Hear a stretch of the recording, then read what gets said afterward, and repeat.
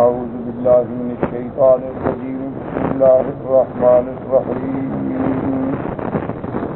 قد أفلح المؤمنون الذين هم في صلاتهم خاشعون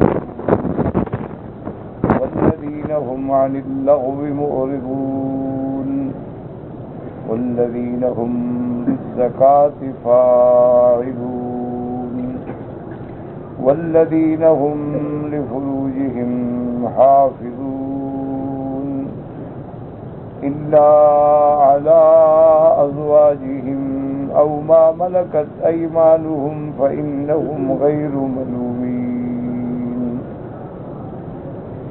فمن ابتغى وراء ذلك فأولئك هم العادون.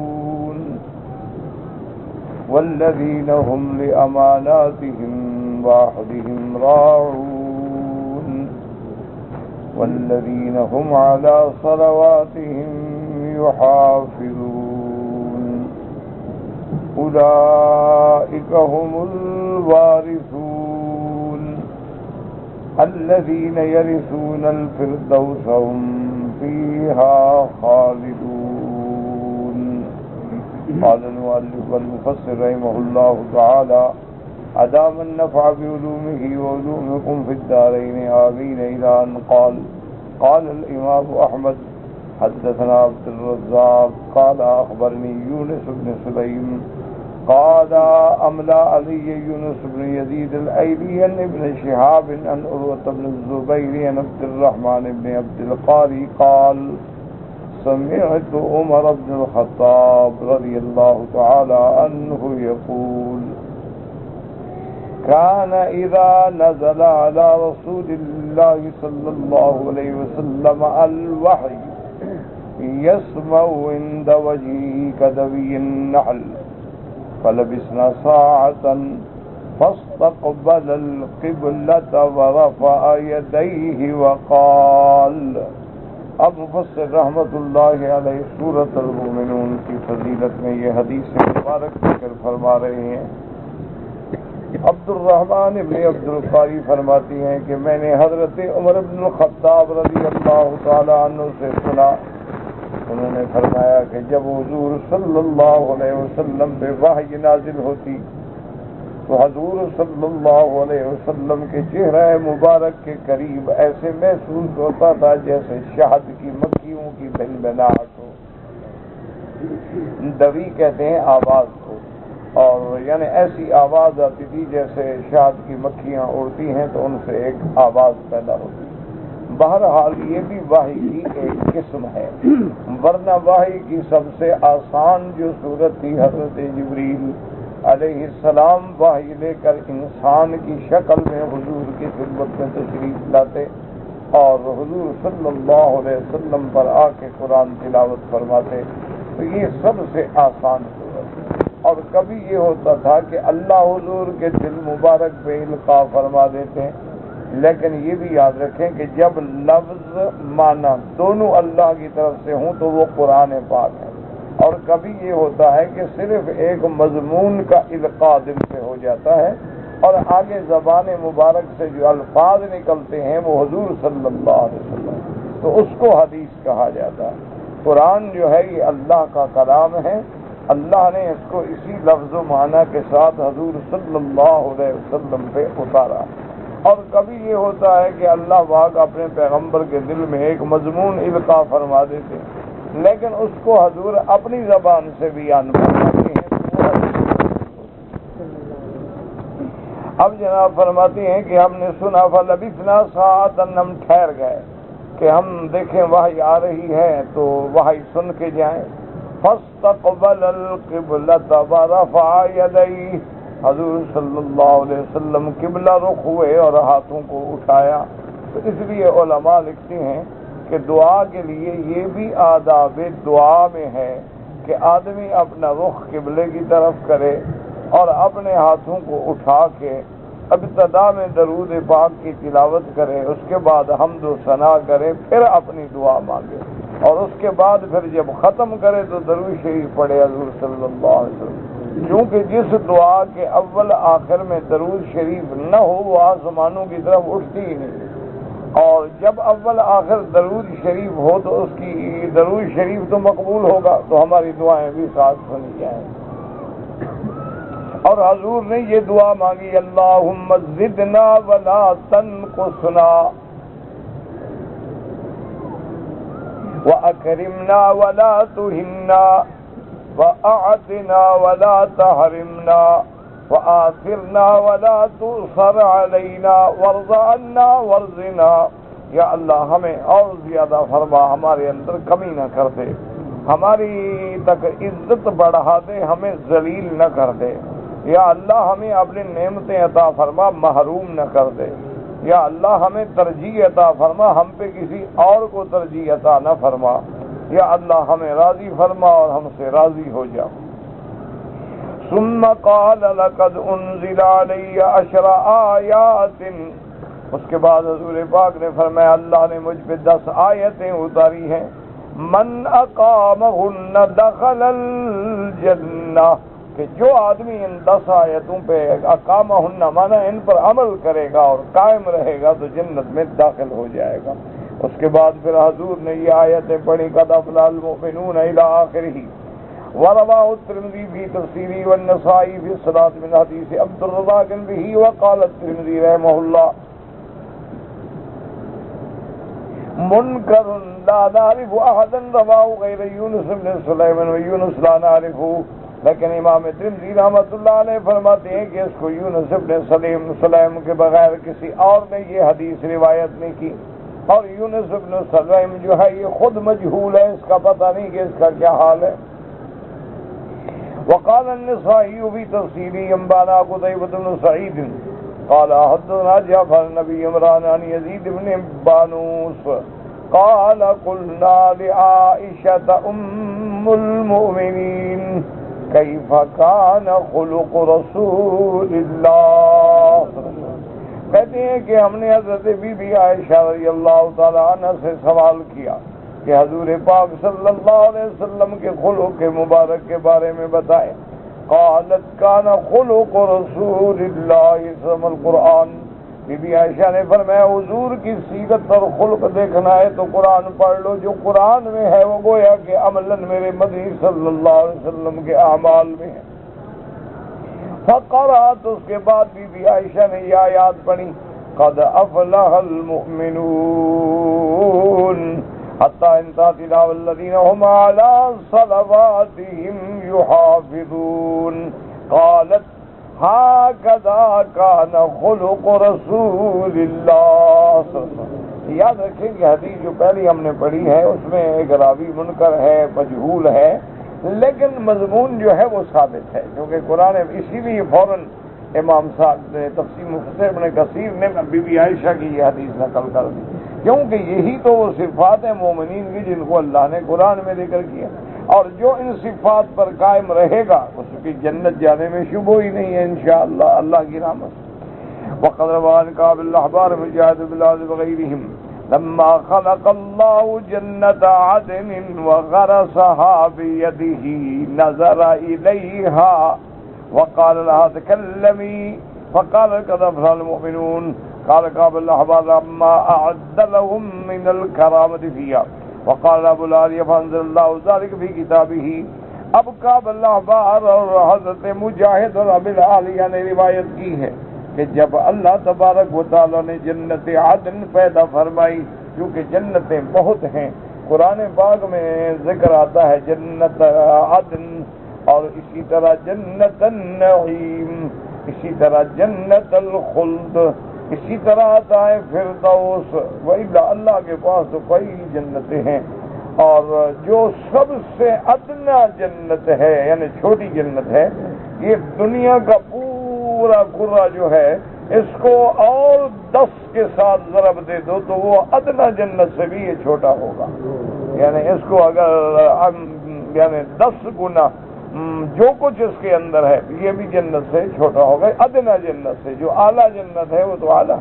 اس لیے قرآن فرماتے ہیں جنت عرضها السماوات والارض علماء فرماتی ہیں کہ 7 آسمان اور 7 زمینیں جب بچھا دی جائیں تو یہ جنت ایک جنت کا عرض بنے گا، اور طول کتنا ہوگا وہ تو اللہ جانتے ہیں، لا یعلمہ الا اللہ تبارک و تعالی۔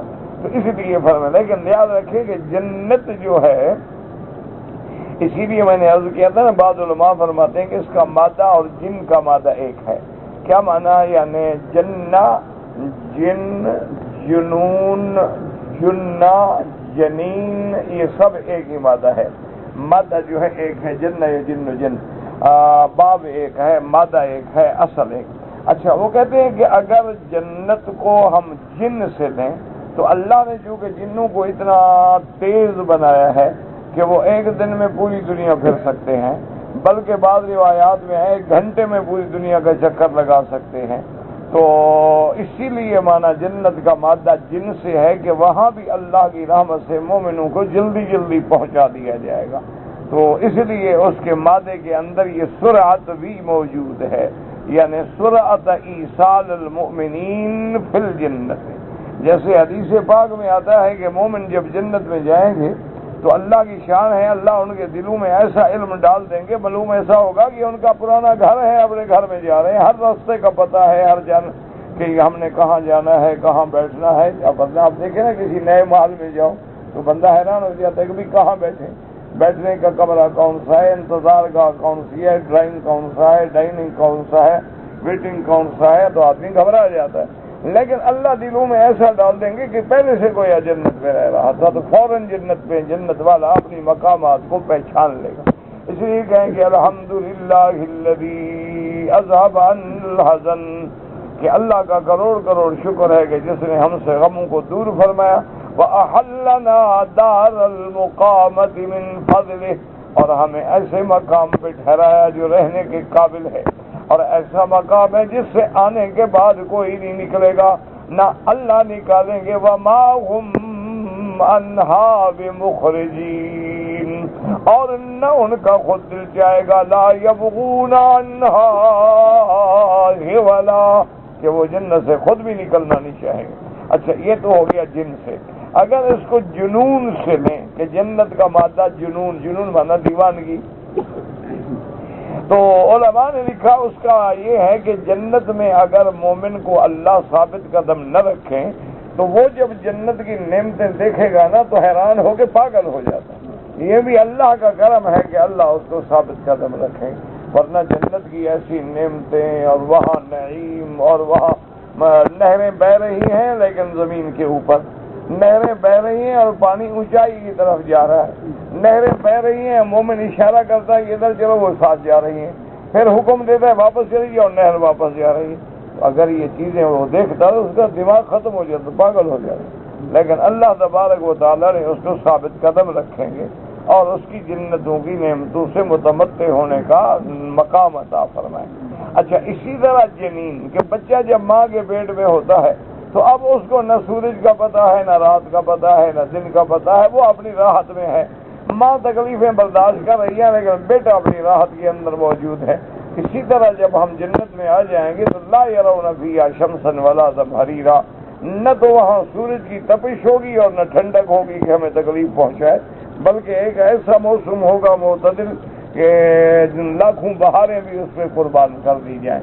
اور اسی طرح اگر جنہ کو جنہ سے لینے، جنہ کہتے ہیں ڈھال، ڈھال کا معنی جب تیر آئے تو آدمی تیر روکتا ہے، تو جنت جو ہے گویا ہمیں جہنم کے آگے ڈھال بن گئی کہ ہم جنت میں داخل ہو گئے تو جہنم سے بچ گئے۔ اسی لیے علماء نے فرمایا کہ اس میں تمام مادہ کا اثر موجود۔ ویسے جنات جو ہے باغات کو بھی کہا جاتا ہے، لیکن یہ دنیا کے باغات ہیں اور آخرت کے باغات کا کیا مقابلہ۔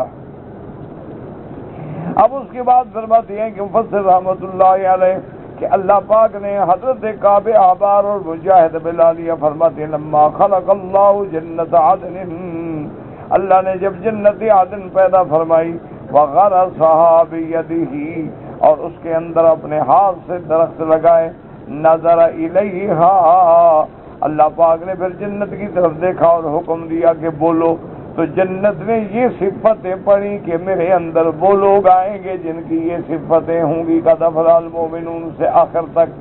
حضرت کا فرماتی نماز دل من الکرامت کیا، اللہ نے جب مومنوں کے لیے اس کے اندر جو نعمتیں ہیں وہ رکھی ہیں تو پھر اس نے پڑھا وقال ابو العالیہ فانزل اللہ ذلک فی کتابہ، اللہ تبارک و تعالی نے اسی مضمون کو قرآن پاک میں اتارا اور نازل فرمایا ہے۔ وقد روى ذلك النبي سعيد الخدري رضي الله تعالى عنه مرفوعا فقال ابو بكر البزار حدثنا محمد بن المثنى قال حدثنا المغيث بن مسلمة قال حدثنا وحيب بن الجريري بن نذرة النبي سعيد رضي الله تعالى عنه قال خلق الله الجنة لبنة من ذهب ولبنة من فضة، اللہ نے جنت پیدا فرمائی اور وہ جنت ایسی تھی کہ جس کی ایک اینٹ سونے کی اور ایک اینٹ چاندی کی، اس سے جنت بنائی گئی۔ وغرسها، پھر اس میں درخت لگائے گئے اور اللہ نے حکم دیا جنت کو کہ بولو، پھر جنت بولی قد افلح المؤمنون، کامیاب ہو گئے، بامراد ہو گئے وہ مومن جو اس میں آئیں گے اللہ کی رحمت سے۔ فدخلت الملائکہ، اس کے بعد اللہ کے حکم سے ملائکہ اس جنت میں داخل ہوئے۔ فقالت طوبى لك منزل الملوک، اللہ تبارک و تعالیٰ کے فرشتے کہیں گے کہ جنت تمہارے مبارک ہو، مبارک ہو، تم تو بادشاہوں کا مقام ہو۔ تمہارے اندر مومن آئیں گے اور وہ ایمان کے بادشاہ ہوں گے تو اللہ ان کو اکرام میں، عزت میں یہ مقام عطا فرمائیں گے۔ ثم قال وحدثنا بشر بن آدم وحدثنا يونس بن عبد الله قال حدثني علي بن الفضل قال حدثنا الجريري من نظر النبي سيدنا رضي الله تعالى النبي صلى الله عليه وسلم قال خلق الله الجنة، اللہ پاک نے جنت پیدا فرمائی، لبنۃ من ذهب ولبنۃ من فضة، ایک اینٹ اس کی سونے کی اور ایک اینٹ چاندی کی، وملأتها المسك، اور اس میں جو اللہ تبارک و تعالیٰ نے مٹی مثالہ استعمال کیا وہ مسک یعنی مشک۔ مقالب زار برائد موضوع فیادی حائط الجنتی، جنت کی جو دیوار ہوگی باہر اس کا بھی یہ عالم ہوگا کہ لبینۃ ذہب و لبینۃ فضۃ، ایک اینٹ سونے کی اور ایک اینٹ چاندی کی ہوگی۔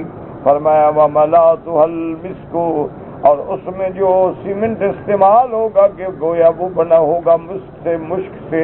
وقال تکلمی وقات کا افرح المؤمنون وقالت الملائکۃ طوبى لك منزل الملوک، ثم قال الله ابو العدی بن الفضل بن الحافظ وهو شیخ متقدم الموت۔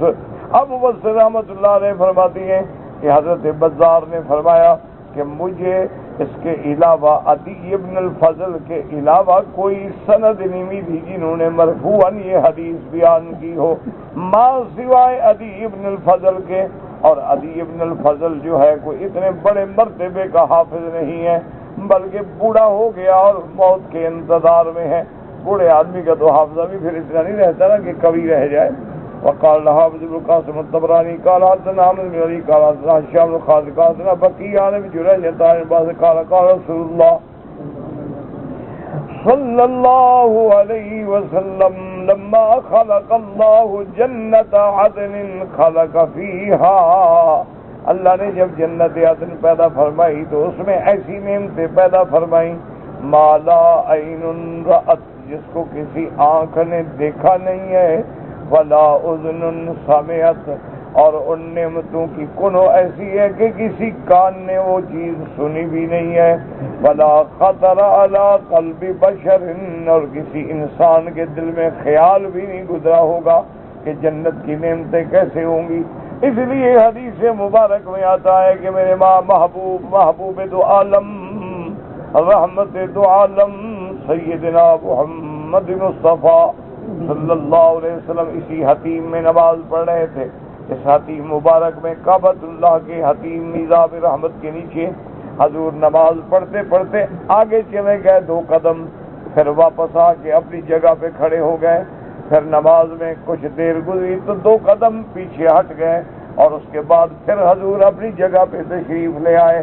تو جب فارغ ہوئے تو صحابہ نے پوچھا حضور آج تو عجیب بات ہو گئی, آپ نے ایسا تو کبھی نہیں فرمایا کہ نماز میں آگے چلے جائیں پیچھے آ جائیں, پیچھے چلے جائیں پھر آگے آ جائیں. حضور پاک صلی اللہ علیہ وسلم نے فرمایا کہ میں نماز میں تھا کہ اللہ نے مجھے جنت دکھلائی اسی کعبے کی دیوار میں. اللہ پاک نے میرے سامنے جنت سامنے کر دیا, ماڈل سامنے آ گیا جنت. تو میں نے جب جنت کے انگور دیکھے نہ لگے ہوئے تو میرا دل چاہا کہ میں گوشہ توڑ لوں تم صحابہ کو دینے کے لیے, اس لیے میں آگے بڑھا تھا اس کو توڑنے کے لیے, لیکن وہ دور ہو گیا مجھ سے. اللہ نے حکم دیا کہ یہ نہیں, یہ آخرت میں ملے گا, دنیا میں نہیں ملتا. اور اس کے بعد فرمایا کہ میں پھر اپنی جگہ پہ عبادت میں مصروف تھا کہ اللہ نے مجھے جہنم کا منظر دکھایا تو میں ڈر سے پیچھے ہٹ گیا. پھر اللہ تبارک و تعالی اس منظر کو بھی دور کر دیا. دعا کریں اللہ جہنم سے بھی بچائے, اور دنیا میں جو عذاب ہیں پریشانیاں ہیں اللہ سب اپنی رحمت سے ڈال دے. رب انی مسنی الضر وانت ارحم الراحمین, رب انی مسنی الضر وانت ارحم الراحمین, رب انی مسنی الضر وانت ارحم الراحمین.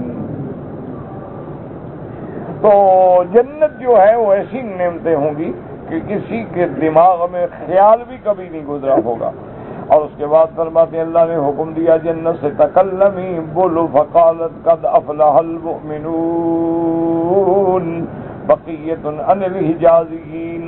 بعض لوگوں نے ان کے علاوہ حجازیین سے بھی روایت کی ہے, لیکن سارے طریق جو ہیں ضعیف ہیں. لیکن یہ ضعیف حدیثیں جو ہوتی ہیں نا, یاد رکھیں فضائل میں لے لیتے ہیں. جیسے جنت کی فضیلت ہے, کعبۃ اللہ کی فضیلت ہے, درود شریف کی فضیلت ہے. اس لیے بعض لوگ بدکتے ہیں نا کہ دیکھو جی فلاں کتاب لکھی گئی ساری ضعیف حدیثیں. بھئی کتاب ہی فضائل میں ہے تو ضعیف لکھیں گے تو کیا جرم ہو جائے گا. اگر کتاب ہے فضائل میں تو فضائل میں تو ضعیف احادیث جو ہے محدثین کے نزدیک قابل قبول ہے. اور دوسری بات یاد رکھیں کہ کبھی ایک سند میں وہ حدیث مبارک ضعیف ہوتی ہے لیکن اس کے دوسرے طرق موجود ہیں جو اس کو طاقت پہنچا رہے ہیں. کبھی یہ ہے کہ سند تو ضعیف ہے لیکن اس کا مضمون جو ہے وہ کسی صحیح حدیث میں موجود ہے. تو اس لیے محدثین رحمہ اللہ تعالی علیہم اجمعین جو ہیں ان کو نقل فرما دیتے ہیں. اور اس کے بعد فرماتے ہیں وقال الطبرانی حدثنا محمد بن عثمان بن شیبہ قال حدثنا من جابر بن الحارث قال حدثنا حماد بن عیسیٰ العبسی عن اسماعیل السدی عن ابی صالح ان ابن عباس یرفعہ. حضرت ابن عباس سے روایت ہے. اور یرفعہ کا کیا معنی کہ آپ اس کو حضور کی طرف منسوب فرماتے ہیں, یعنی رفعہ الی النبی صلی اللہ علیہ وسلم. لما خلق اللہ جنت عدن بجدہ وزلا فیہا ثمارہا وشق فیہا انہارہا.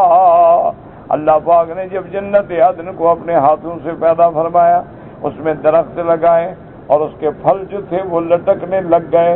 وشق فیہا انہارہا, نہریں چلائی. ثم نظر الیہا فقال, اس کے بعد اللہ نے اس جنت پہ نظر ڈالی اور فرمایا کہ بولو قد افلح المؤمنون.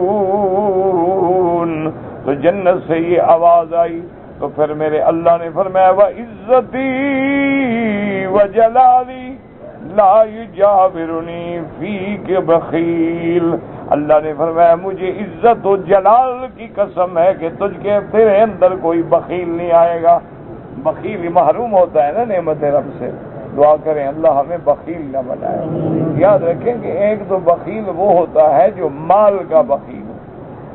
اچھا اسی طرح وہ بھی بخیل ہوتا ہے جس کو اللہ عزت دے اور لوگوں کے کام نہ آئے, وہ بھی بخیل. اسی طرح سب سے بڑا بخیل وہ ہے کہ جس کے سامنے حضور کا نام آئے اور درود نہ پڑھے. اللہم صلی علی سیدنا محمد وعلی آل سیدنا محمد وبارک وسلم علیہ. تو اس لیے فرمایا کہ تیرے اندر, کیونکہ اللہ پاک جواد ہے نا جی, جواد کو تو پھر کریم پسند ہوتا ہے, سخی پسند ہوتا ہے نا, بخیل تو پسند نہیں ہوتا. تو اس لیے اللہ تبارک و تعالی خود جو ہے اللہ پاک جواد ہیں, اکرم الاکرمین ہیں, ارحم الراحمین. وقال ابو بکر بالدنیا قال حدثنا محمد بن مسنع البزار قال حدثنا محمد بن زياد الكلبي قال حدثنا عيش بن سعيد بن ابي عروبة عن قتادة انس رضي الله تعالى عنه قال قال رسول الله صلى الله عليه وسلم خلق الله جنة عدن بيده، اللہ نے جنت کو اپنے ہاتھ سے بنایا، لبنۃ من درۃ بیضاء، اس کی اینٹیں جو ہے سفید موتی، ولبنۃ من یاقوتۃ حمراء، اور بعض اینٹیں ہیں جو یاقوت پتھر مشہور ہے نا، بڑا قیمتی پتھر ہوتا ہے یاقوت، سرخ، اور جتنا وہ خالص سرخ اور صاف ہو اتنی قیمتی ہوتا ہے، ولبنۃ من زبرجدۃ خضراء، یہ بھی پتھر ہے سبز، ملاتها المسک، اور اس کا گارا جو ہے وہ خود اپنا مشک ہوگی، وحصباؤها، اس کے اندر جو اللہ تبارک و تعالی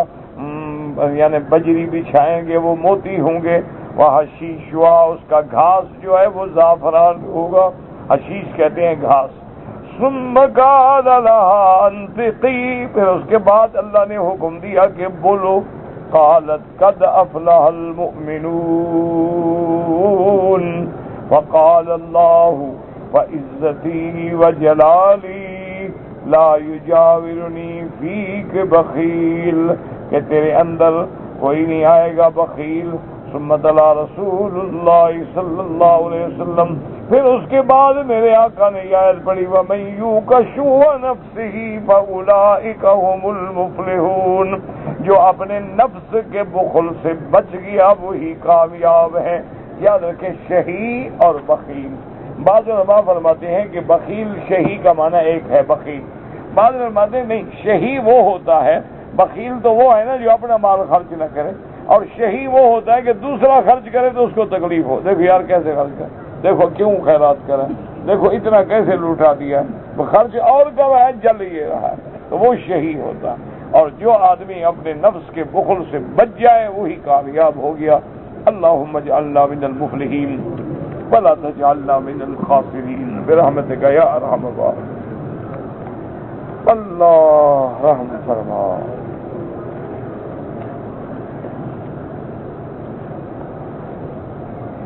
بھئی اگر کسی بندے نے جدے میں رہتا تھا، 7 ذی الحجہ کو حج کے لیے مکے آیا، پھر یہاں سے جعیرانہ میقات سے احرام حج کے لیے باندھا، کوئی اس پہ دم نہیں، اس نے ٹھیک کیا، حد حرم سے باہر جا کے احرام باندھ لیا، حج ٹھیک ہو گیا، کوئی اس پہ جرمانہ نہیں۔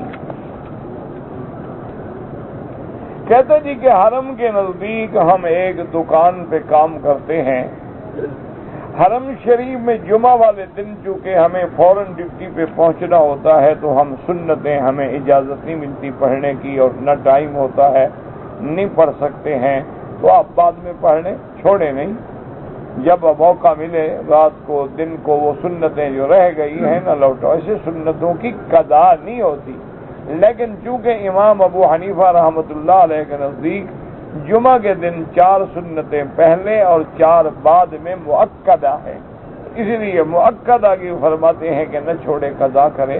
اور ویسے بھی ایک بات یاد رکھو، علماء نے لکھا ہے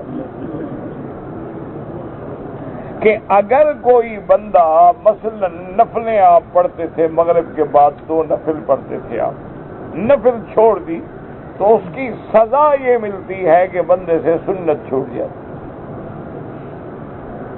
اچھا پھر جب سنت آپ پڑھتے تھے، اب آپ نے ذرا سستی شروع کر دی تو سنت چھوڑنے کی پھر نتیجہ یہ نکلتا ہے کہ آدمی فرض بھی چھوڑ دیتا، تو اسی لیے بعض لوگ جو ہے نا چھوڑو یار نفل ہی ہے نا، کیا ہے بھائی چھوڑو بھی یار، کیوں اپنے آپ کو تنگ کرتے، اللہ نے کسی کو تکلیف نہیں دی ہے، تو اس کے بعد لیکن جب تکلیف نہیں دی ہے یہ بھی تو کہا ہے نا کہ میرا قرب ڈھونڈنا ہے تو بن نوافل زیادہ سے زیادہ نفل ادا کرو، اور اللہ نے کسی کو تکلیف نہیں دی تو انبیاء علیہ السلام کے پاؤں مبارک کیوں سوج گئے تہجد پڑھتے ہوئے؟ تہجد فرض تو نہیں ہے، نفل ہے، لیکن ساری رات حضور پاک نے تہجد پڑھی۔ اور یاد رکھیں کہ جس میں اولیاء اللہ گزرے ہیں تو ان کا تو معمول یہ ہوتا تھا نا کہ کم سے کم معمول جو ہے وہ 2 گھنٹے رات کا جاگنا ہوتا، کم سے کم، یعنی یہ کم سے کم میں عرض کر رہا ہوں کہ وہ لوگ جو ہیں مثلاً اب 9:30 بجے نماز سے فارغ ہو گئے، 10 بجے سو گئے۔ جو آدمی 10 بجے سو جائے گا تو اس کو بڑے آرام سے 3 بجے 2 بجے اٹھ سکتا ہے کہ 4-5 گھنٹے نیند ہو گئی اس کی، پھر وہ نماز پڑھ۔ اسی لیے حدیث میں آتا ہے نا کہ حضور پاک تہجد پڑھتے پھر سو جاتے تھے، پھر اٹھتے تھے۔ تو اب اگر اٹھے ہی آخر وقت میں تو پھر سونے کا کون سا وقت بچے گا؟ اچھا، پھر تہجد میں 3 پارے منزل پڑھتے تھے۔ اچھا، بہت سارے بزرگان ہم نے الحمدللہ اپنی آنکھوں سے دیکھے ہیں کہ مغرب اور عشاء کے درمیان 10 پارے قرآن کی منزل جو ہے روزانہ پڑھتے، روزانہ 10 پارے قرآن پڑھنا، اور مغرب سے عشاء تک نفل پڑھتے رہے، قرآن پڑھتے رہے، اور 10 پارے منزل بھی ہو گئی اور نوافل بھی ہو گئے۔ یہ تو اللہ کے بندے بہت ایسے بھی لوگ ہیں ماشاءاللہ کہ پورا قرآن شریف ایک دن میں پڑھ لینا۔ تو یہ باتیں جو ہے نا یاد رکھیں کہ کبھی بھی نفل نہ چھوڑیں، کبھی بھی سنت نہ چھوڑیں، ورنہ نتیجہ یہ نکلے گا کہ ایک دن فرضوں سے بھی محروم ہو جاؤ۔ اچھا، ایک آدمی پڑھتا تھا ظہر سے پہلے 4 سنتیں، انہوں نے کہا بھائی نہیں، حدیث مبارک میں بھائی 2 ہیں، 4 کیوں پڑھتے ہو؟ بھائی 2 بھی ہیں 4 بھی ہیں، لیکن وہ جب 2 چھوڑے گا پھر ایک دن وہ باقی 2 بھی چھوڑ دے گا۔ کہے گا یار فرض ہے نماز کھڑی کہ من تہاون من فی الآداب حرم عن النوافل، جو آدمی مستحبات اور آداب سے کوتاہی کرے اللہ اس سے نفل چھڑا دیتے ہیں۔ ومن تہاون بالنوافل حرم من السنت عوقب بحرمان السنت، اور جو نفل میں سستی کرے اللہ اس کو سنت چھڑوا دیتے ہیں، اور جو سنتوں میں غفلت کرے پھر وہ فرض چھوٹ جاتے ہیں۔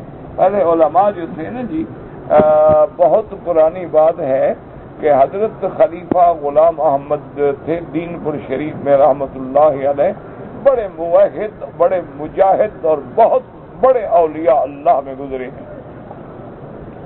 یعنی جہاں بڑے بڑے علماء، حضرت تھانوی، حضرت سندھی، حضرت لاہوری، حضرت یہ بڑے بڑے لوگ بھی ان کے دروازے پہ جاتے تھے۔ تو ایک ان کا عزیز جا رہا تھا تھانہ بھون، تو حضرت نے مسواک دیے 2 یا 3 یا 4 اللہ عالم جتنا تھے، وہ مسواک دیے کہ حضرت کو میرا ہدیہ پیش کر دیں۔ اچھا، اب ہمارے جیسا آدمی دیکھو بھئی مسواک بھی کوئی چیز ہے یار، کیا ہدیہ ہے؟ مسواک ایک عام چیز ہے۔ اچھا، پھر ہمارے دیہاتوں میں مسواک ہوتے بھی مفت ہے، جا کے آدمی بنا کے لے آتے ہیں۔ تو حضرت کو جب ملے نا وہ مسواک کہ حضرت نے آپ کو ہدیہ بھیجا ہے، تو آپ نے بڑے ادب سے وہ قبول فرمائے اور بڑی دعائیں دی حضرت کو، اور پھر اس کے بعد جو ہے اپنے حاضرین سے پوچھا کہ پتہ ہے کہ حضرت نے مجھے مسواک کیوں بھیجی ہے؟ انہوں نے کہا جی اب یہ ہمیں تو پتہ نہیں، کیونکہ یہ جوہری کو ہے، جوہر پتھر کا بات ہو تو جوہری سمجھے گا نا۔ ہمیں تو آپ کوئی بھی دیتے ہیں، کوئی شیشہ دے دیں ہم کہیں گے یہ بھی پتھر ہے، کوئی عام امیٹیشن دے دیں ہم کہیں گے یہ بھی پتھر ہے، ہمیں کیا پتا؟ قدر زرگر بدانت قدر جوہر، جوہر کا قدر جوہری جانتے ہیں۔ تو انہوں نے کہا کہ حضرت ہمیں تو نہیں پتا۔ انہوں نے کہا کہ کچھ عرصے سے فقیر سے مستحبات میں کوتاہی ہو رہی تھی، تو حضرت نے تنبیہ کی ہے کہ خیال رکھو مستحبات نہ چھوڑے کرو، تو اس لیے حضرت نے مجھے تنبہ کیا ہے، ہدایت کی ہے کہ میرے مستحبات میں کمی نہ ہو۔ یہ اللہ والوں کی باتیں ہیں، کیسے اللہ نے ان کو خبر کر دی، کیسے انہوں نے نصیحت کی، اللہ عالم وما ذلک علی اللہ بعزیز۔ اللہ چاہیں تو دور بیٹھے ہوئے کسی پرندے کو بھی خبر دے دیں، اور اللہ نہ چاہیں تو سلیمان علیہ السلام کو بھی خبر نہ دیں کہ ایک پرندہ آ کے کہتا ہے احط تو بمعلوم تو ہت بھی، میں ایسی خبر لایا ہوں کہ تجھے بھی پتہ نہیں ہے۔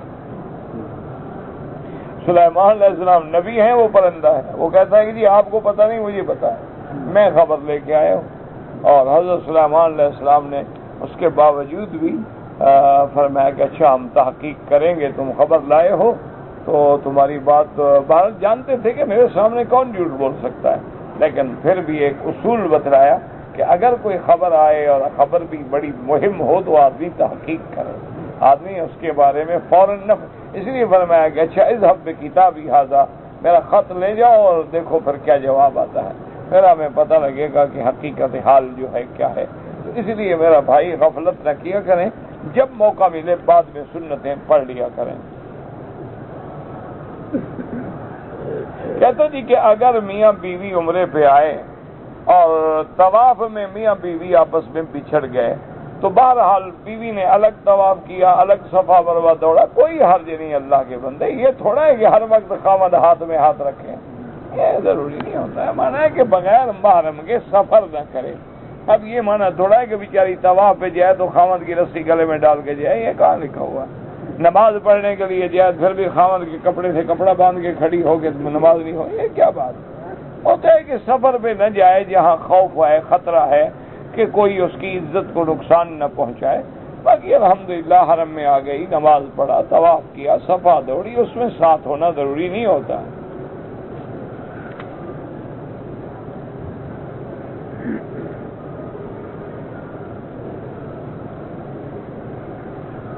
کہتے جی کہ میں مکے میں مزدور آدمی ہوں، مزدوری کرتا ہوں، مجھے قرآن شریف پڑھنے کا شوق ہے کہ تجوید کے ساتھ قرآن پڑھوں۔ شام کو بالکل عصر سے لے کر عشاء تک اوپر کے حرم کی دوسری منزل پہ سارے قرآن کے حلقے ہیں، بالکل پڑھیں۔ قاری بیٹھے ہیں ماشاءاللہ، بڑے اچھے اچھے لوگ بیٹھے ہیں۔ اگر اذان ہو ہم نفل پڑھیں، بالکل پڑھیں، کوئی منع نہیں کہ اذان ہو تو آپ نفل بند کر دیں، یہ تو کوئی مسئلہ نہیں۔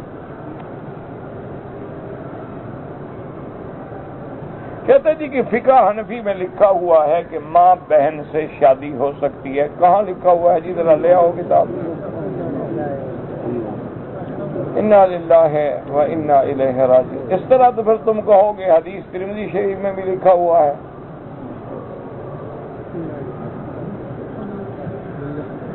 باقاعدہ ترمذی میں باب ہے کہ من واقع لأہلہ، اسی طرح آتا ہے کہ من جامع بأمہ، جس نے ماں سے زنا کیا، یا من تزوج بامرأۃ ابیہ، یہ باب تو ترمذی میں بھی ہے۔ پھر کیا کہو گے؟ کوئی جاہلوں والی باتیں نہ کیا کرو، خدا کا خوف کرو۔ امام ابو حنیفہ کا کچھ نہیں بگڑے گا، تیرا خاتمہ خراب ہو جائے گا۔ من آذی ولیا فقد آذنتہ بالحرب، جو اللہ کے اولیاء کو تکلیف پہنچائے اللہ پاک اس سے جنگ کرتے ہیں۔ اسی لیے ہے والذین یؤذون المؤمنین والمؤمنات بغیر ما اکتسبوا فقد احتملوا بہتانا واثما مبینا۔ یہ بات ماں سے، بہن سے نکاح ایک جاہل 5 سال کا بچہ بھی نہیں کہہ سکتا، اتنا بڑا امام کہہ سکتا ہے؟ مسئلہ سمجھ نہیں آتا، اللہ نے ان سے عقل چھین لیا۔ جب سے انہوں نے ائمہ کا بغض رکھا ہے نا، اللہ نے عقل چھین لیا، نہ ان کو حدیث سمجھ آتی ہے، نہ فقہ ہے، نہ سمجھ ہے، نہ کچھ۔ مسئلہ یہ ہے کہ اگر کسی آدمی نے نعوذ باللہ ثم نعوذ باللہ اپنی ماں سے زنا کیا، یا ایک آدمی کے باپ کی 2 بیویاں ہیں، ایک سے پیدا ہوا ہے، ایک اور بیوی ہے، باپ مر گیا، اس نے اپنی یعنی سوتیلی ماں سے زنا کیا، تو وہاں تمام حدیثوں میں بھی آتا ہے اور فقہا بھی لکھتے ہیں کہ لا حد علیہ، اس پہ حد کوئی نہیں۔ اس کا کیا معنی ہے؟ یعنی وہ زنا والی جو حد ہے نا 100 کوڑے، وہ نہیں بلکہ یقتل، قتل کیا جائے گا۔ اب اس کا کیا علاج ہے؟ آدمی نہ سمجھے، جاہل ہو، اللہ نے عقل چھین لیا ہو، اللہ نے قرآن و حدیث کی سمجھ سے محروم کر دیا ہو، تو پھر اس کا کیا علاج؟ یہ تو حدیث میں ہے، ترمذی میں لکھا ہوا ہے، تمام حدیث کی کتابوں میں یہ باب ہے باقاعدہ کہ بھئی اب اس بندے پہ وہ عام حد نہیں ہوگی، بلکہ اس کو تو ایسی سزا دی جائے گی کہ قتل کیا جائے۔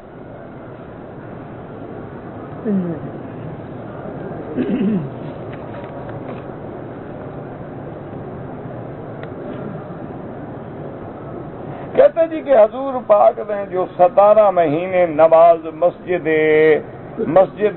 قصہ نہیں، مسجد اقصی ہے کی طرف پڑھی ہے وہ نبوت سے پہلے پڑھی ہے یا بعد؟ وہ خدا کے بندے جب مدینے میں پڑھی ہے 17 مہینے، وہ تو ہجرت کے بھی بعد ہے، نبوت تو 13 سال پہلے ملی۔ اب کیا کرے آدمی، اس کو اقصا لکھنا بھی نہیں آتا، لکھا ہے مسجد قصہ، پوچھنا ہے انا للہ و انا الیہ راجعون۔ کہتے جی کہ ہمارے ملک میں عورتیں اپنے خامند کو مہر معاف کر دیتی ہیں، اس کی ملک ہے، چاہے معاف کر دے چاہے وصول کرے، لیکن تم زبردستی نہ کرو۔ بعض عورتوں کو ڈر ہوتا ہے نا کہ اگر میں نے معاف نہ کی تو مجھے طلاق دے دے گا، گھر سے نکالے گا، ذلیل کرے گا، رسوا کرے گا، چلو چھوڑو، دفع کرو، کھا جائے، ملنی تو ویسے ہی نہیں نا بھائی، جو چیز نہ ملنی ہو تو اگلا معاف ہی کر دیتا ہے نا، کیا کرے؟ تم اس کو دے دو، پھر دیکھو تمہیں واپس دیتی ہے۔ یہ تو تم اللہ کے آگے تو چلاکی نہیں کر سکتے ہو نا، بیوی کے آگے کر سکتے ہو، اللہ تو دیکھ رہا ہے نا کہ تم کیسے معاف کرا رہے ہو۔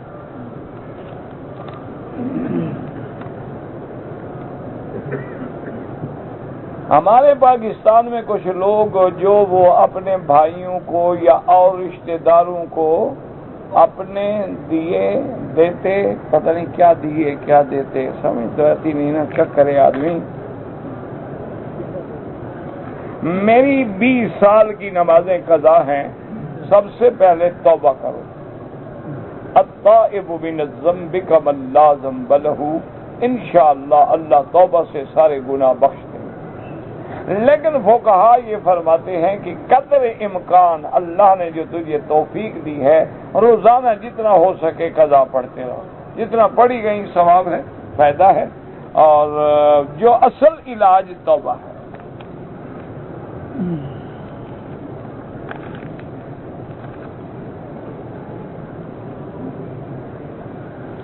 لڑکا لڑکی کے بچپن میں دونوں کے والدین نے رشتے کے زبانی اقرار نہیں، اگر نکاح کر کے دیا تھا، ایجاب قبول تھا، پھر تو نکاح ہو گیا۔ ایک ہوتا ہے منگنی شنگنی، اچھا بھی میں تمہارے لڑکے کو رشتہ دوں گا، یہ اس سے کچھ نہیں ہوتا، وہ نکاح نہیں ہوتا۔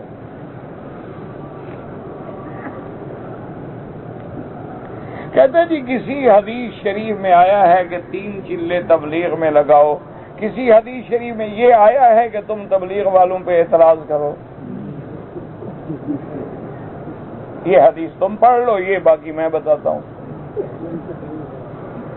اللہ نے تمہیں اسی لیے پیدا کیا ہے کہ دین والوں کی مخالفت کرو، یہ تو ان کی کمزوری ہے کہ کم سے کم ٹائم تم سے لے رہے ہیں۔ اللہ نے تو ہمیں ساری زندگی تبلیغ کا پابند کیا ہے، کنتم خیر امۃ اخرجت للناس تأمرون بالمعروف وتنہون عن المنکر تواصوا بالحق وتواصوا بالصبر بلغ ما انزل الیک من ربک بلغوا انی ولو آیۃ۔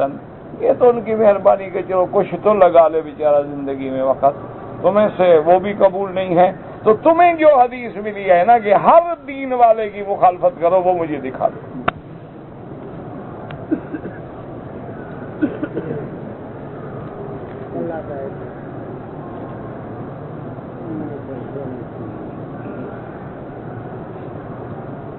بنی اسرائیل کو اللہ اور رسول کی نافرمانی سے مسخ کیا، ہمارے تو قرآن میں ہے نا کہ ردتن، اللہ پاک نے ان کو بندر اور خنازیر بنا دیا، تو قرآن کا مسئلہ ہے۔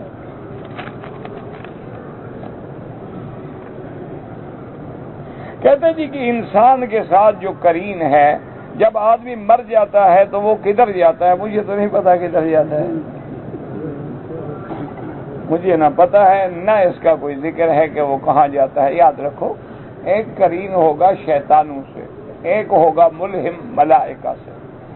جو خیر کی باتیں بتلاتا ہے وہ ملہم ہے، جو ہمیں برائی کی طرف راغب کرتا ہے وہ شیطان ہے۔ تو مرنا تو سب نے ہے، وہ اپنے اپنے وقت پہ مرے گا، یہ ضروری تو نہیں کہ میرے قرین کی موت جب میری موت آئے تو اس کی موت بھی آ جائے، اس کا جب ٹائم آئے گا وہ مرے گا، ملائکہ کا جب وقت آئے گا وہ مریں گے۔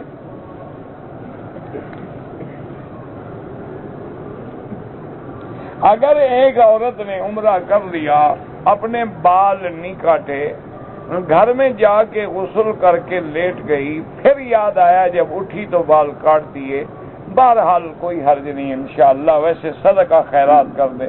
کیوں عورت کا کوئی احرام تو ہوتا نہیں نا, وہ تو اسی لباس میں تھی, اسی میں سو گئی, اسی میں غسل کر کے اٹھ گئی, تو کوئی بات نہیں.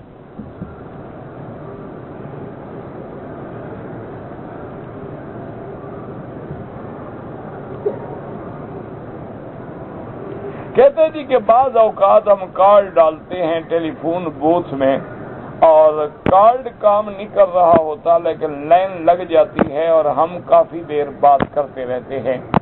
ایک ہے کہ آپ لوگوں نے طریقے بنائے ہوئے ہیں. آج کل لوگ بڑے فنکار ہیں, اللہ تبارک و تعالی رحمت کرنا, کارڈ داخل کر دیتے ہیں, ایسا کوئی نمبر ماریں گے کارڈ کام نہیں کرے گا, لائن مل جائے گی. اچھا, یا بعض لوگ تو ایسا کرتے ہیں کہ وہ جب لین ملے اس کو تھوڑا کھینچ کے پتہ نہیں کیا کیا, اللہ معاف کرے, شیطانیاں کرتے ہیں. اگر تو تم نے یہ کی ہے, مجرم ہو تم, اتنا پیسے ادا کرو حکومت کو جتنا ٹائم تم نے بات کی. اتفاق سے ہو گئی ہے اور تم نہیں چاہتے تھے, تو تقویٰ اسی کا نام ہے کہ اتنا پیسے خیرات کر دو یا حکومت کو واپس کرو. حکومت کو واپس کرنے جاؤ گے تمہیں پکڑ لیں گے, اس لیے خیرات کر دو. نہیں, وہ تو پھر چھوڑیں گے تھوڑا, وہ تو کہیں گے آؤ ذرا ہمیں بھی سکھاؤ کیا طریقہ ہے.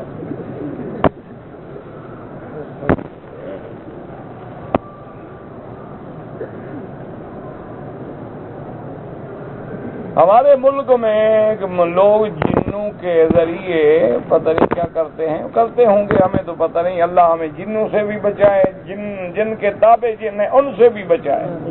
وہ جو جنوں کے ذریعے علاج کرتے ہیں, اللہ ان کے مسئلوں سے بھی بچائے. اللہ ہماری خود حفاظت فرمائے. بابا ہوتا کچھ نہیں, ایسے چکر ہے بالکل. دیکھو نا, ایک آدمی ہے مثلا, اس کے تابع ہے جن.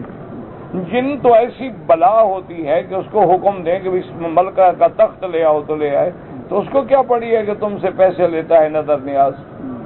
جب جن تابع ہیں تو بدبخت اس سے لے کے کھاتے رہو, ہم سے تو نہ لوٹو نا. تو جب وہ نظریں نیازیں وصول کرتا ہے, ٹوکن چل رہے ہیں, پیسے آ رہے ہیں, جا رہے ہیں. اچھا جناب کھانا پکانا ہے, وہ ملازم سے کہتا ہے کہ بازار سے اچھا گوشت لاؤ, فروٹ لاؤ. او بابا, جن جو تیرے تابع اس کو حکم تو لے آئے آرام سے پکا پکایا. کیوں خواہ شامت میں آواز میں دیا ہوا ہے. یہ سارا فراڈ ہوتا ہے 100%. نہ کوئی جن ہوتا ہے, وہ خود جن ہوتا ہے. کوئی اس کے جن تابع ہے. اللہ کے بندے جن تابع ہیں تو سونے کی اینٹیں منگوا لو. کیا ضرورت ہے تمہیں ہم سے 50 روپے 100 روپے لے کے روٹی کھاؤ؟ تمہیں کیا ضرورت ہے بھیک مانگنے کی؟ کہتے جی اسم میں اعظم کا عامل ہوں, لیکن 10 روپے منی آرڈر کر کے بھیجیں پھر دعا لکھوں گا. اور تم اس میں اعظم کے عامل, تمہیں 10 روپے مانگنے کی کیا ضرورت ہے؟ سارا جھوٹ ہوتا ہے. ان کے کبھی قریب نہ جانا.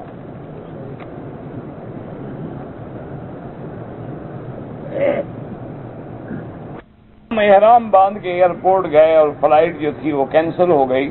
ہم نے احرام کھول دیا, گھر چلے گئے, پھر دوسرے دن احرام باندھا تو آپ کو ایک دم دینی پڑے گی.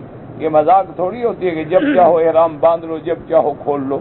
جب آدمی احرام کی نیت کر لے, اب احرام نہیں کھول سکتا جب تک دم احسار ادا نہ کرے.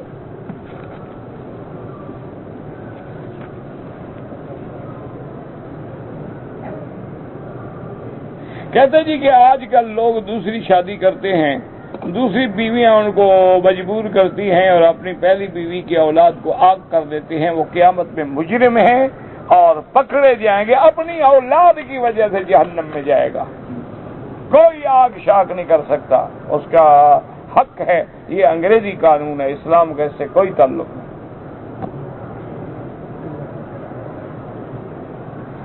عمرہ اور طواف کر کے اگر ثواب دیں عزیزوں کو, انشاءاللہ اللہ ثواب دیں گے.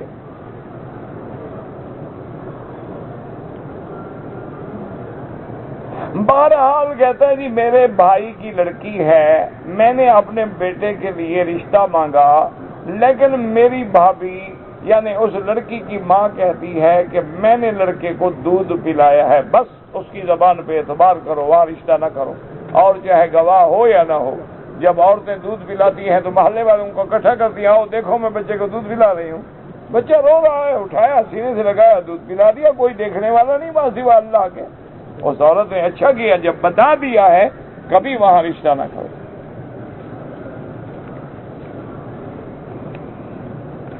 کہتے جی کہ حجر اسود کو بوسہ دینے کے لیے ہر وقت قطار ہونی چاہیے، تو جو انتظامیہ کے لوگ ہیں ان کو جا کے کہو اس سے میرا کیا تعلق ہے؟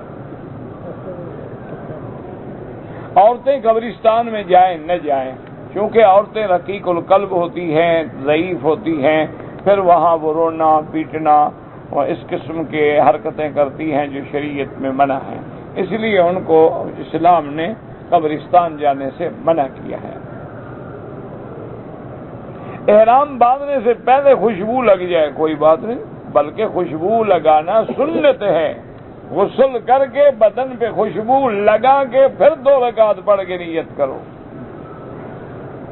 احرام کے بعد خوشبو لگانا منع ہے۔ جب آپ نے 2 رکعت پڑھ لی، لبیک پڑھ لیا، اب احرام شروع ہو گیا، اب آپ محرم ہو گئے، اب خوشبو لگانا منع ہے، پہلے لگانا تو سنت ہے۔ کولڈ میرج جو کرتے ہیں ہمارے ملک میں بالکل جائز نہیں۔ بعض علماء فتویٰ دیتے ہیں کہ لڑکا لڑکی دونوں بالغ ہیں، نکاح ہو جائے گا، لیکن احتیاط اسی میں ہے کہ اگر یہ چھٹی دو گے تو پھر 90% لڑکی گھر میں نہیں ملے گی۔ ایک ہے ہو جانا، دیکھو نا جیسے بیٹھ کے نماز پڑھو تو ہو جائے گی کہ نہیں ہو جائے گی؟ ہو جائے گی، لیکن جب کھڑے ہو سکتے ہو تو بیٹھ کے کیوں پڑھو؟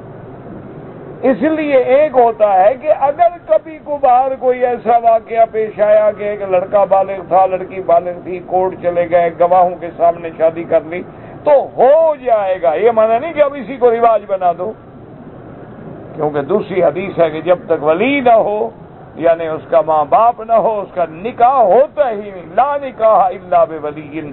بعض علماء فرماتے ہیں بالکل وہ نکاح باطل ہے، زنا شمار ہوگا۔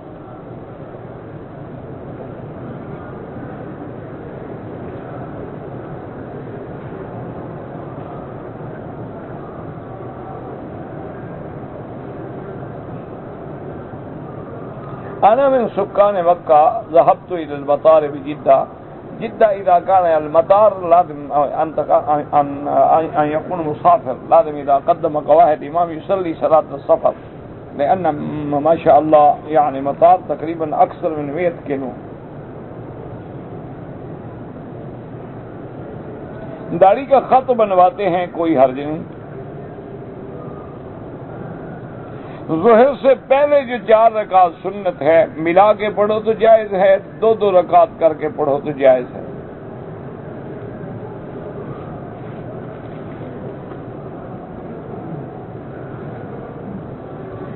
جمعہ کے خطبے کے دوران اگر آدمی مسجد میں داخل ہو تو امام ابو حنیفہ رحمۃ اللہ علیہ کے نزدیک بیٹھ جائے، نہ سنت پڑھے، نہ بات کرے، نہ حرکت کرے۔ باقی ائمہ کے نزدیک یہ ہے کہ سنت خطبے کے دوران بھی پڑھ سکتا ہے۔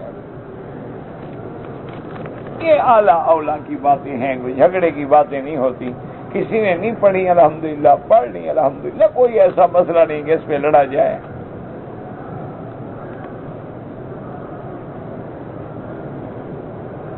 اگر ایک آدمی نے مشروط احرام باندھا کہ محلی ہے حبستنی، پھر رک گیا تو انشاءاللہ اس کا ٹھیک ہے، وہ دم پڑے گا۔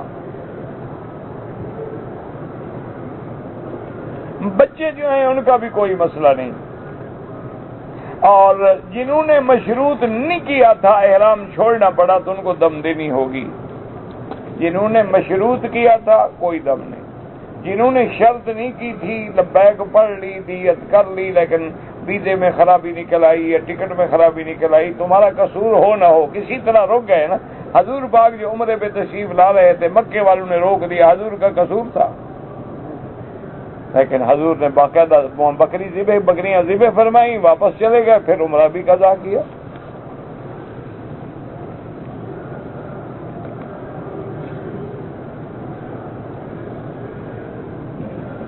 ہاں کہتا ہے کہ جی کسی حدیث مبارک میں یہ آتا ہے کہ حضور نے منع فرمایا کہ تم ہاتھ کیوں ہلاتے ہو گھوڑے کی دموں کی طرح۔ ہاں یہ تو مسلم شریف میں حدیث ہے، مالی ارا رافی ایدیکم کانہا اذناب خیل شمس، یہ تو مسلم شریف میں حدیث موجود ہے۔ میری ماں بیمار ہے، اللہ سے دعا کریں اللہ سب بیماروں پہ رحم فرما۔ یا اللہ سب لوگوں کے گھروں میں عورتیں مرد بچے جو بھی بیماریاں ہیں اپنی رحمت سے دور فرما دے، تیرے سوا کوئی شفا دے ہی نہیں سکتا۔ وَإِذَا مَرِضْتُ فَهُوَ يَشْفِينِ۔ طواف جو ہے، ایک طواف کرنا ایسے ہے جیسے کوئی آدمی ایک غلام خرید کر کے اللہ کے رستے میں آزاد کرے، اور جو غلام کو آزاد کرتا ہے تو اللہ اس کے ہر عضو کے عوض میں اس کے اعضاء کو جہنم سے آزاد کر دیتے ہیں۔ تو باقی طواف تیز تیز نہ کریں، ادب سے چلیں، احترام سے چلیں، دوڑیں نہیں، کسی کو دھکا نہ دیں، نظر نیچے رکھیں۔ جتنا دیکھیں نا، آپ ذرا تجربہ تو کریں نا، آج تجربہ کر لیں کہ آپ طواف شروع کریں، بڑے ادب سے چلو، سبحان اللہ والحمد للہ لا الہ الا اللہ، اور نظر جو ہے قدم پہ رکھو، مجال ہے تمہاری کسی عورت کے چہرے پہ نظر پڑے، آج تجربہ کر لو۔ تم خود جو جہنم کی طرح پھر رہے ہو، پھر عورتیں نہیں دیکھو گے تو کیا کرو گے؟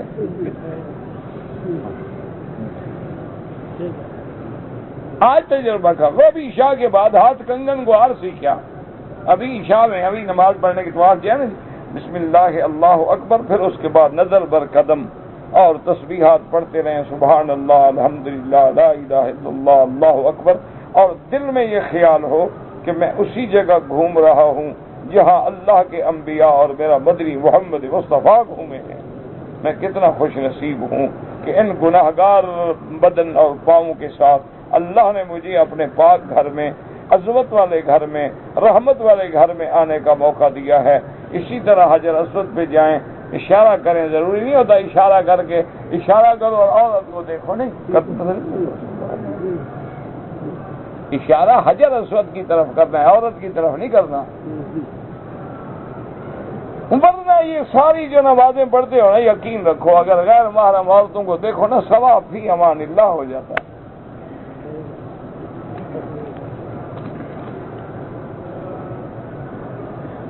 ایک مرد ایک عورت بیت اللہ میں بدفعلی کیا، سنا، تم یہی باتیں سنتے رہتے ہو۔ بہرحال اللہ نے ان کو پتھر بنا دیا تھا، ٹھیک ہے، روایت میں ہے، اساف اور نائلہ ان کا نام تھا۔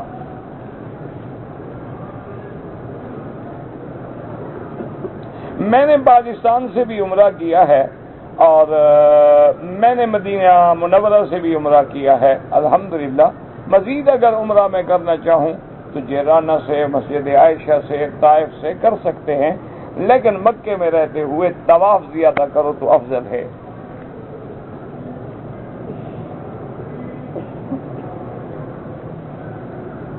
ایک آدمی نے اپنے سالے کو غصے میں آ کر کہا کہ میں تمہاری بہن کو طلاق دیتا ہوں، ہو گیا کام پکا۔ 3 دفعہ کہا تو اب کیوں بہانے کرتا ہے کہ اس نے 2 دفعہ سنا، کہنے والے نے 3 دفعہ کہا، تو کہنے والے کا اعتبار ہے، سننے والے کا کیا اعتبار ہے؟ سننے والا 1 دفعہ بھی نہ سنے، طلاق تم دے رہے ہو، سالہ سنے یا نہ سنے، طلاق پہلے دیتے ہیں، مولوی کے آگے بہانے بعد میں بناتے ہیں۔ احرام باندھنے کے بعد کنگھی پھیر لی، کنگھی پھیرنے سے کچھ نہیں ہوتا، اگر بال گرے ہیں تو صدقہ کر دو، خیرات کر دو، ورنہ کوئی بات ہی نہیں۔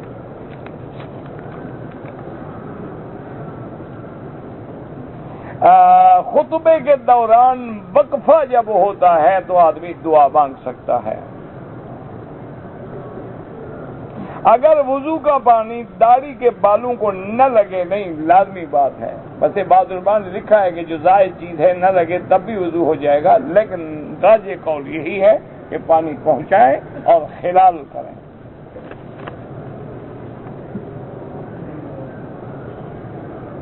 کہتے ہیں جی کہ صفا مروہ میں کھڑے ہو کر جو اشارہ کرتے ہیں کوئی ثابت نہیں۔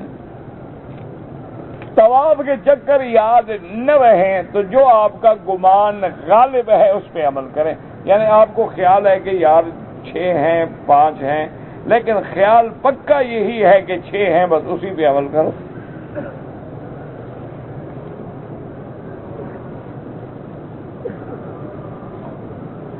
ہمیں کہا جاتا ہے کہ پہلے اپنا ملک اور اسلام بعد میں، یہ جاہلوں کی باتیں ہیں.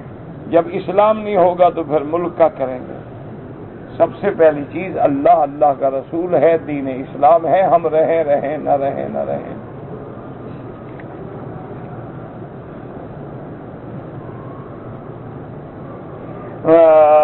حجر اسود کا بوسہ لینا سنت ہے. اس کے لیے جنون میں آنا، مردوں سے ٹکریں کھانا، غیر محرم عورت کا غیر محرم عورت کو ہاتھ لگانا، یہ تو حرام ہے، ثواب سے زیادہ گناہ ہے. موقع ملے ادب سے دے دو، ورنہ دور سے بسم اللہ اللہ اکبر. ایک عورت کی آپس میں شادی ہوئی، کچھ عرصے کے بعد ان میں طلاق ہو گئی. الحمدللہ یادینا و یہدیکم اللہ. بہرحال طلاق ہو گئی، اور اس کے بعد اس مرد نے بھی شادی کر لی کسی دوسری جگہ، اور عورت نے بھی شادی کر لی کسی دوسری جگہ. اب وہ بچے شادی کریں کوئی بات نہیں، وہ تو عورت ہی اور اس سے اولاد ہوئی ہے نا.